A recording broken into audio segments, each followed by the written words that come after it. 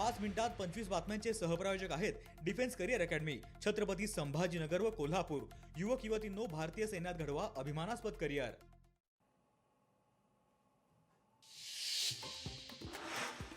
ज्येष्ठ कामगार नेते आणि कचरा वेचकांचे मार्गदर्शक डॉक्टर बाबा आढाव यांचं निधन।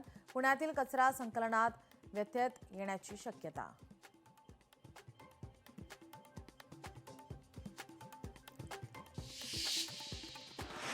इंडिगोचे विमानसेवा अद्याप पूर्णपणे सुरू नाही। आतापर्यंत एकूण 827 कोटी रुपयांचे परतावे जारी।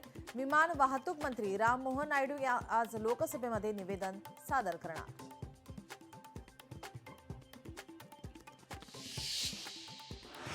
बदलापुरात रुग्णालयात उपचारादरम्यान रुग्णाचा मृत्यू झाल्याप्रकरणी 3 डॉक्टरांविरोधात गुन्हा दाखल। डॉक्टरांच्या हलगर्जीपणा आणि निष्काळजीपणामुळे रुग्णाचा मृत्यू।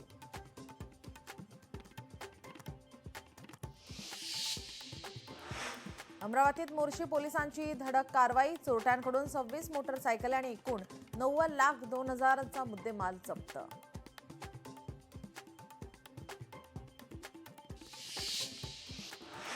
पुण्यातील भूमकर पुलाजवळ 2 ते 3 वाहनांचा विचित्र अपघात। अपघातात 1 जण किरकोळ जखमी।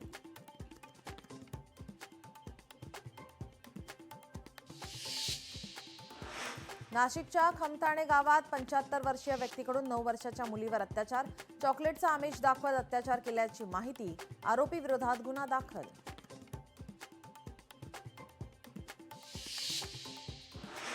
भोजपुरी अभिनेता पवन सिंगला जीवे मारण्याची धमकी। अज्ञात व्यक्तीने स्वतःला बिश्नोई टोळीचा सदस्य असल्याचे सांगत दिली धमकी। या प्रकरणी पोलिसात तक्रार दाखल।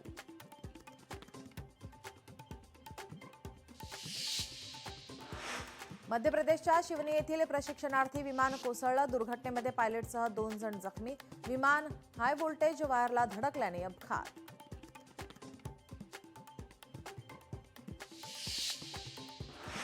जपानमध्ये 7.6 तीव्रतेचा भूकंप। भूकंपानंतर जपान हवामानशास्त्राचा त्सुनामीचा इशारा। किनारी भागात राहणाऱ्या लाखो लोकांना उंच ठिकाणी स्थलांतरित होण्याचे आदेश।